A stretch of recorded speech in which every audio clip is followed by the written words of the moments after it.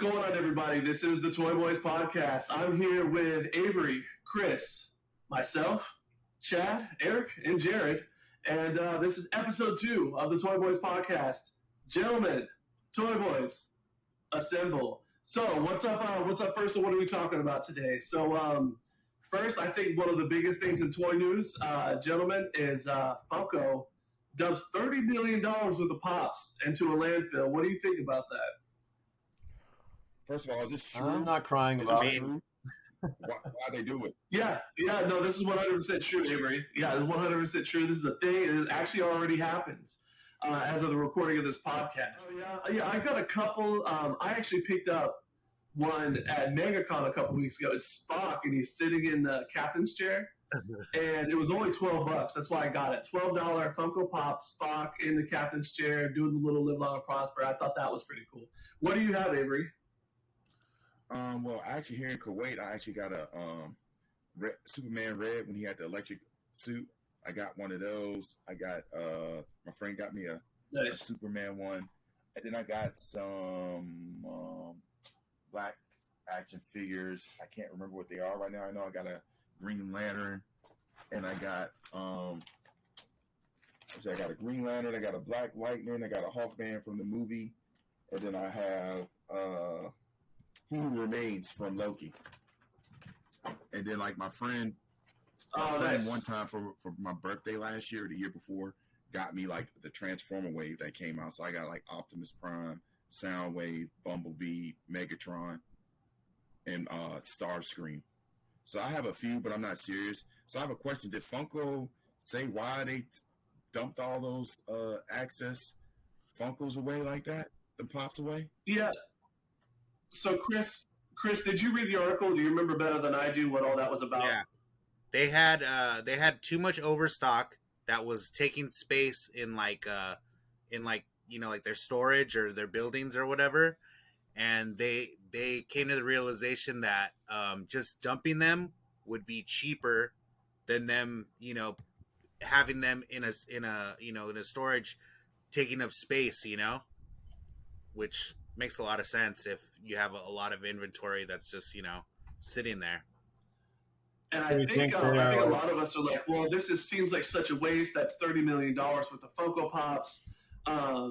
Surely there are worthy charitable organizations out there that serve children. Like, why wouldn't you give this to them so that they could distribute it to, like, their children and whoever they're helping that are in need? And I think it was... And Chris, you might be able to answer this, or Eric, from reading the article, you might be able to remember this better than I do. But I think they said it would like devalue the product if they just flooded the market with like $30 million worth of Pops randomly. Does that sound familiar? That's what I read, but I don't know. I don't remember if I read that from somebody else posting it or it was like actually in the article. But I believe that's The question I have is why did they have so much excess inventory? Is the interest of this line fading a little bit, or they're overestimating the demand for it? That's a good question because I feel like there was a few different properties that were involved here. I think Harry Potter was one of them. I heard Nightmare Before Christmas. They had like some Nightmare Before Christmas like Christmas ones. Really? That were there. Yeah. Huh. Interesting. Yeah, maybe it was overproduction. Like you said, maybe they're just overestimating the demand. I gotta tell you, man, I do not care about these things. Just in general, like I said, I bought that Spock the other day because he's sitting in the captain's chair, and I thought that was kind of cool. And for $12, I mean, I was definitely not going to walk away from that. But I want my stuff to look like the stuff it's supposed to look like. Does that make sense? And I'm not saying it's got to be 100% screen accurate, like down to the last little detail, and but still, man, what were you gonna say, Chris?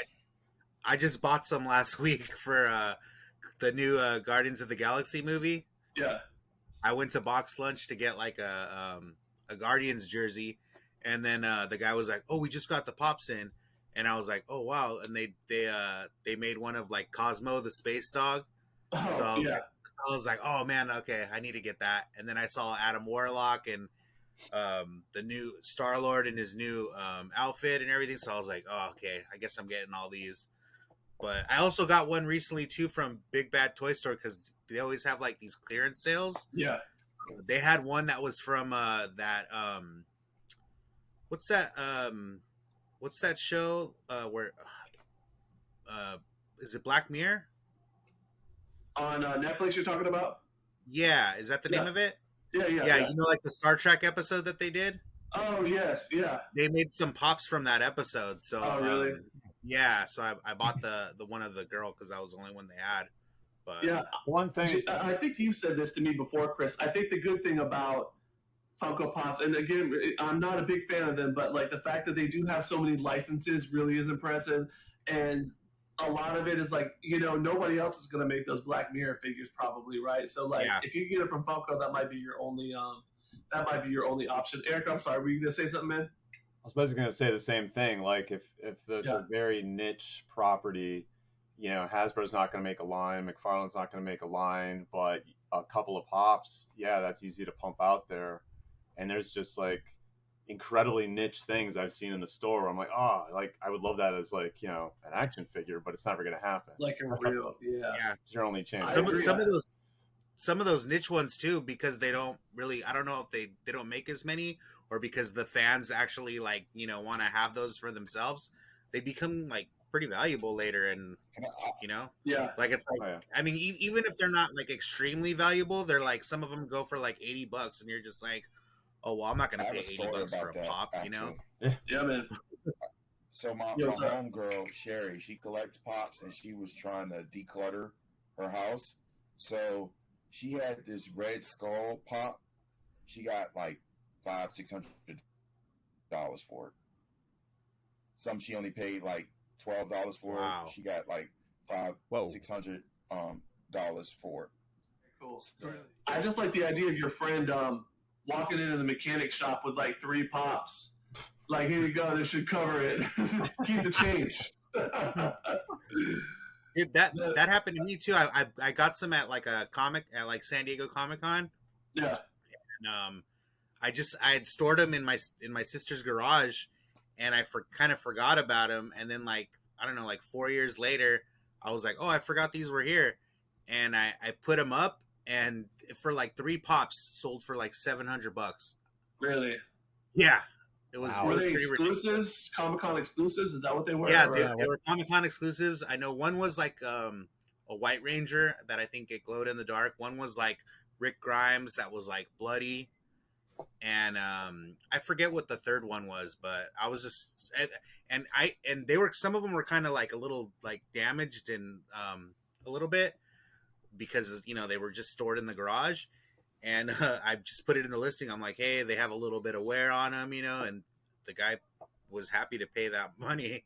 I was like, man, this guy's gonna cancel the order or like claim something after, but I guess he was really happy with getting those rare ones. That's cool. I literally forgot what I was just about to say. I do think it's funny that like you can get bloody Rick Grimes from The Walking Dead with that big head and those huge cute eyes and it's this little tiny little pop, and he's like dying basically, just all bloody and disgusting. That's funny. I gotta tell you, man, I go to a lot of toy shows here in Orlando. I go to a lot, and nothing makes me more disappointed than walking in and there's just like pops everywhere, just vendor after vendor, which is walls and walls of pops. I'm like, oh my god, I don't want to be here. That's what I don't like about them. That's like the biggest pet peeve is like there's so many dealers that deal with pops and only in pops, it's cool if you have some pops, but like it's nice to have some variety too, because but I mean, I will say that like if you're dragging your girlfriend to a toy show or something, it kind of gives her something to be like, oh, this is cute, I like this.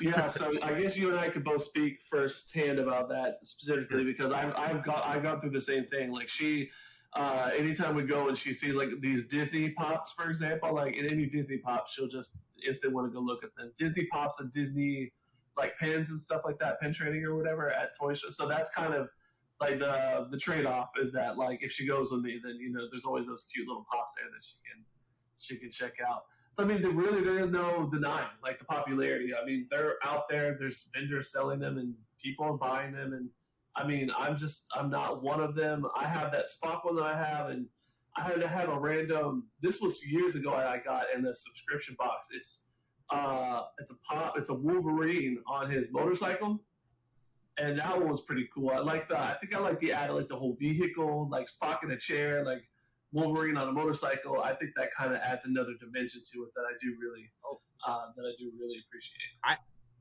When I went thrift shopping one time, I found some that were like loose, and it was like from the show Supernatural, and one of them was like with the car, and that one was a San Diego Comic Con exclusive, and I put it up, and those sold for like $300. Crazy. That's amazing. Loose. Yeah, loose. Really, that's insane. Yeah, man. I mean, and they display well too. And those boxes, that is one thing you got to appreciate. Yeah. Is how the way they're designed is just they're very stackable. Little box. Yeah, I prefer them in the box. Them, and he has an entire wall, like just all pops because they stack so nice. You can just cover an entire wall with them. Can I add something else real quick? It's about the only man. I mean, you can't. So yeah, of course. Yeah, I had a coworker who just left Kuwait, but she has over 1,000 pop, and she would get the protector. The pops actually have like a protector's case too, that even goes around the box. Yeah. So I was like, okay, holy moly! But that's all I wanted to add. But the only thing about Kuwait, which I'm at a disadvantage at, and I ran into this when I went to the Kuwait Comic Con back in 2018. They're all coming from the same vendor, so basically every store basically has the same pops. Like if you go to America, some stores might have something that others might not, or if you go to a thrift store or a swap meet or even a Comic Con, the stock on hand might be different. But here, you're pretty much going to see the same thing until somebody gets some new stuff in. Are they like the American versions, or are they like different? No, do they have? Only difference is you probably might pay more money because of the exchange rate. Because the Kuwaiti dinar is worth more than American stuff. So that's like when I bought the Star Wars Star Destroyer and the Batman Batwing from the Lego store. I paid more than what you would have paid back in the States if you got it. But because both were discontinued back in the States, I paid prices kind of cheaper or comparable to what you would have paid secondhand now. You see what I'm saying? So kind of balanced out. Yeah. Yeah. Is there any cool like secondhand like vintage stores out there, or you kind of not really, like it's all mainstream like a couple of my friends stuff. have been out and told me about a store where there was some secondhand comics, and I don't know if they got secondhand toys there, but I haven't had a chance because see, one reason why I've kind of been MIA, I've been locking myself in my office because I'm working on this class that I need to take in order for me to make Lieutenant Colonel next year. So I've got till May 19th to finish the class. So I've been locking myself in the office because if I come to the room, I either get distracted or just fall asleep. So I'm trying to knock that class out. Thanks. Cool. Good luck with that. Yeah, man. Good luck. That's crazy. I know we mentioned this last episode that Avery is not appearing on camera right now. We're just getting his audio. We'll probably throw a photo up of him or something because he's serving in Kuwait right now. So he's live streaming. What time is it there right now, Avery? So I'm 7 hours ahead of the East Coast, and then I'm 10 hours ahead of the West Coast. Yeah. Cool. Yeah, man. So appreciate you being here, even though we kind of weren't able to get the video in right now yet because of connection issues. But we'll find a beautiful photo of you that we can pop up there probably.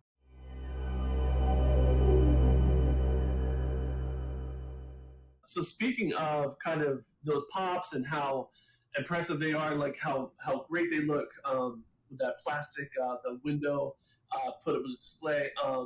Eric, I know you were talking about this earlier, that Hasbro has announced that they're returning to the plastic packaging and they're getting away from that no window packaging that collectors hate.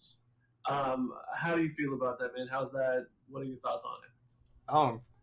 I'm totally excited. I'm relieved, but I'm also kind of cynical that this wasn't their plan from the beginning, because in their press release, they talked about how the plastic that they will be returning to is going to be what's the acronym? PET 6 or something. It's some form of recycled plastic that they're going to be using, because they were saying we still want to be committed to the environment, and our goals and whatever our ideals, but so it's going to be recycled plastic. I think this is a move to justify another price hike, which will come, where they'll bump the figures up by another couple bucks, and they'll say, well, you guys wanted the plastic and we brought it back for you, but that stuff's expensive, sorry, you're gonna have to pay a little more. And we've already had like their stuff's so 3 price hikes already. like during COVID, 3 different times, like a figure that was like a Black Series Star Wars figure, $19.99, went up to like $22.99, now it's $24.99.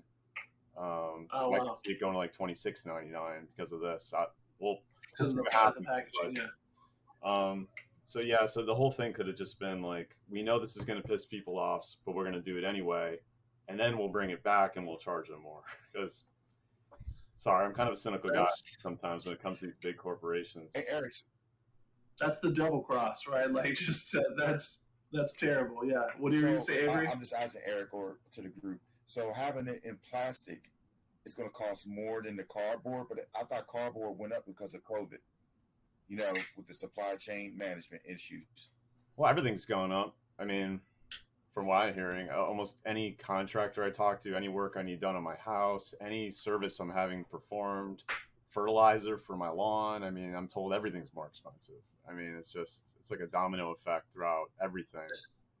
And I think it's the recycled plastic, right? It's just costs more than it costs more to create that, right? I think that's where the issue comes in.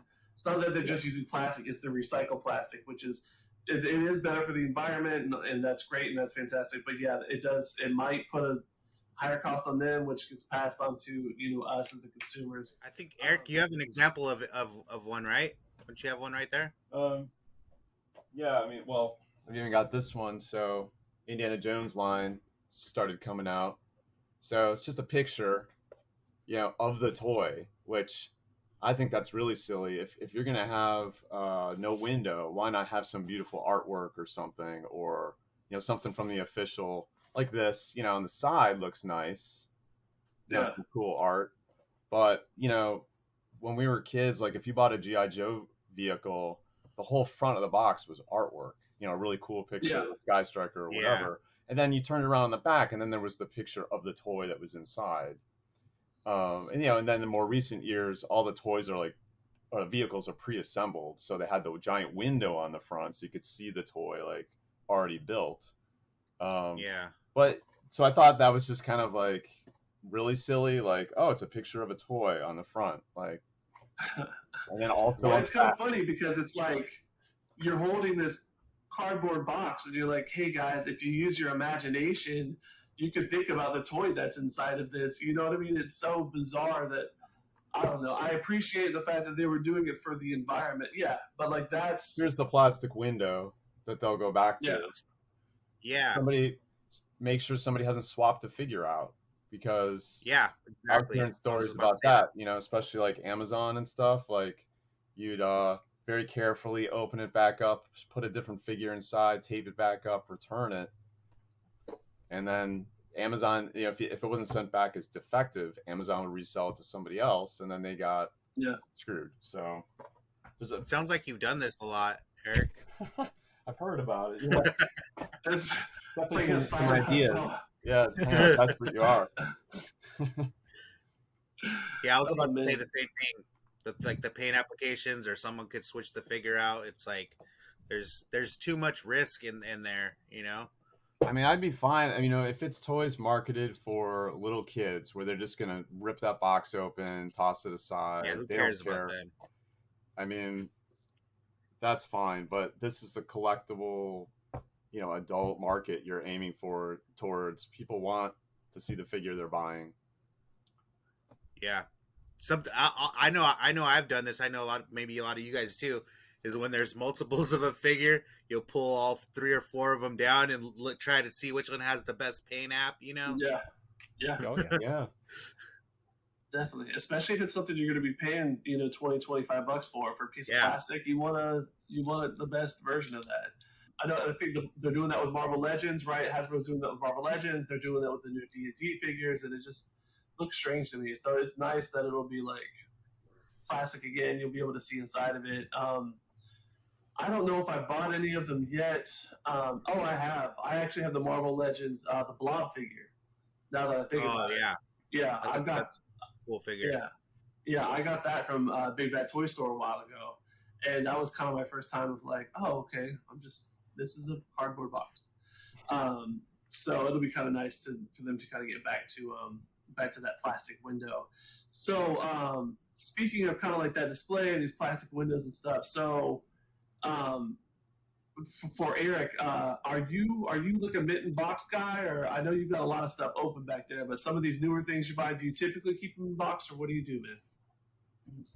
I've kind of joked around, especially with my wife, because I have I'll call it a backlog of items that are not opened yet. I fully intend to open all of them if I had the space to display all of them, but especially if it's like a larger, like I have the NECA Aliens, the Queen from the movie Aliens. It's a larger, very nice figure, man. It's a beautiful figure, and it's still in the box, and it's been in the box for like that came out 10 years ago.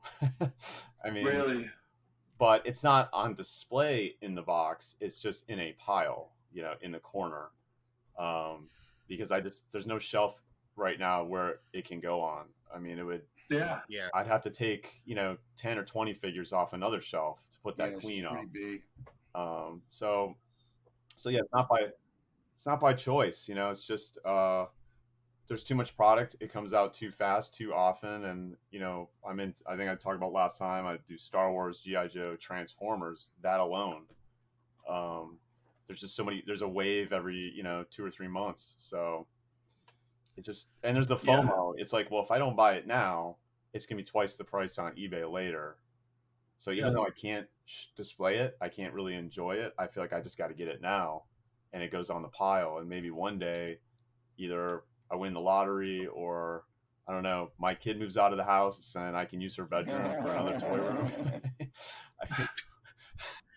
I got some ideas, but I don't know if they're gonna fly.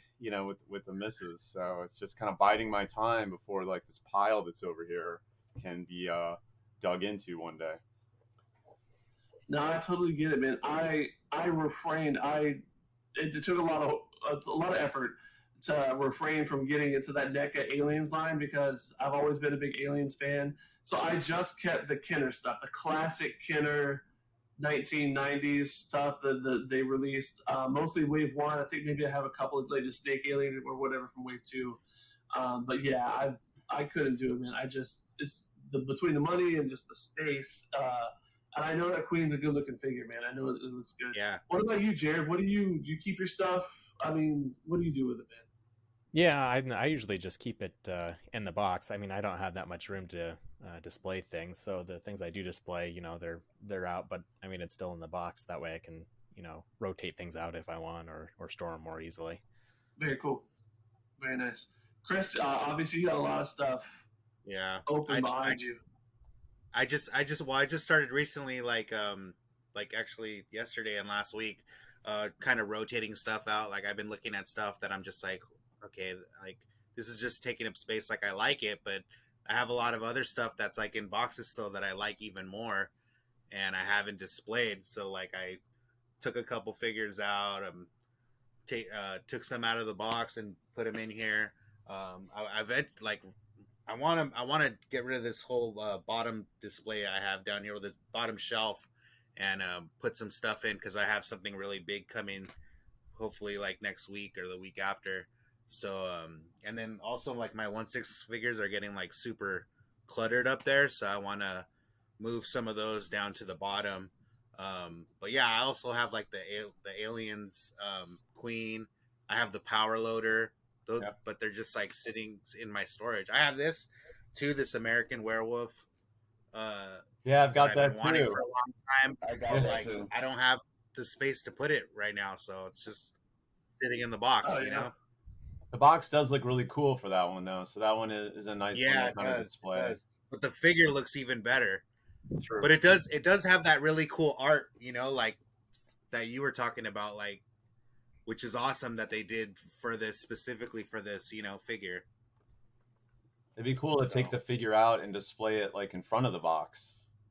Like that's what a lot of people do, and I really think Yeah. that's like a real sharp look. Personally, I really like that. That's probably what I'm going to do with I've got. I was just showing Chris this earlier, like these NECA Teenage Mutant Ninja Turtle, like the Universal Monster crossover line or whatever, and it kind of has that same like VHS style packaging. And I think that's a real good look, because when people have the figure displayed in front of the box like that, I'm a fan of that. I actually don't like that. No. I don't like it because Chris. I'm kicking you out. I don't like it because I always see like a lot of guys, and they have their collection and stuff, and they have the box behind it, and I'm just like, these guys are just overcompensating for how little of figures they have. Like, think about how much more space you would have for more figures if you put those boxes away. You know what I mean? But replace all that cardboard with some more plastic. Yeah, exactly. Yeah, but you know, people, and then people's like, "Oh, it's such a cool collection, great idea." But I'm always like, man, like, okay, you have like I could count how many figures you have, you know, but I guess, you know, quantity over quality, whatever. I love it. I get that, because I do feel the same way, because it is spread out, especially like this whole line. I think there's 6 figures in this line, 7 figures in this line right now. Yeah.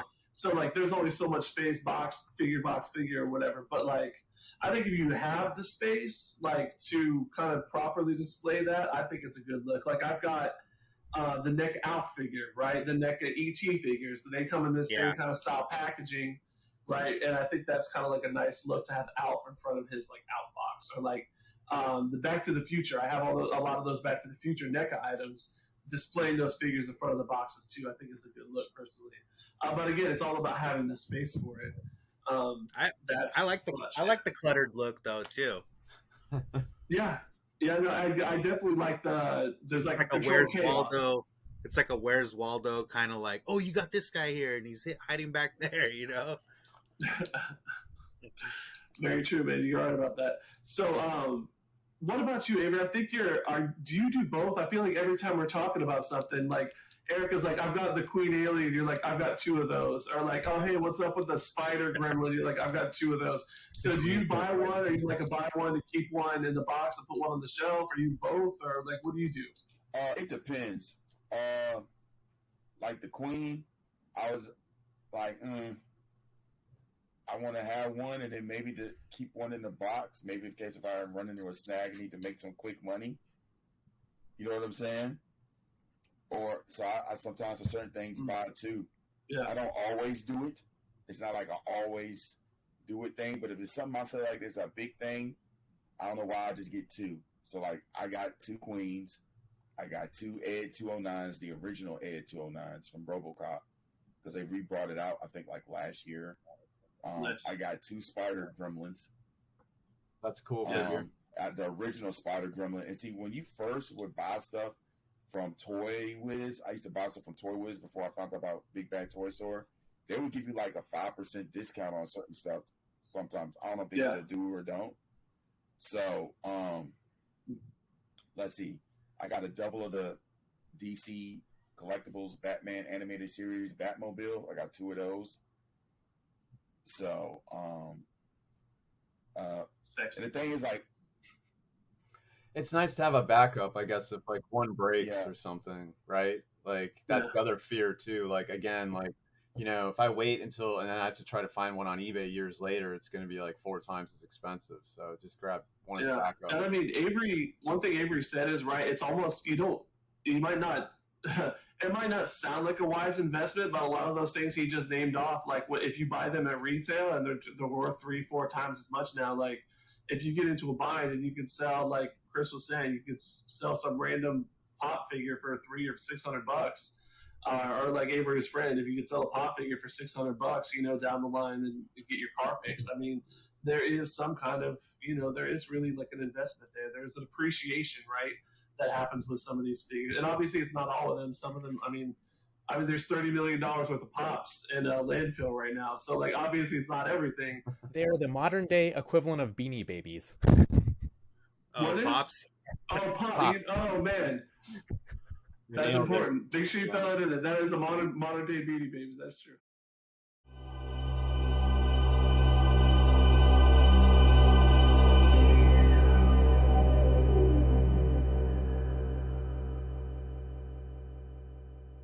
Pew pew pew pew pew. This is Chad McClellan with I'm here with the toy. Damn it! I had a little thing written out the other day, and I was like, "Oh, that's a pretty good intro," and that was really dumb. It's all good, Aaron. You could use this. Please feel free. This is like I'm doing this on purpose for you, Aaron. Really, I want to give you that bonus after credit content. So really, like this is just for your benefit. So just throwing that out there for editing purposes.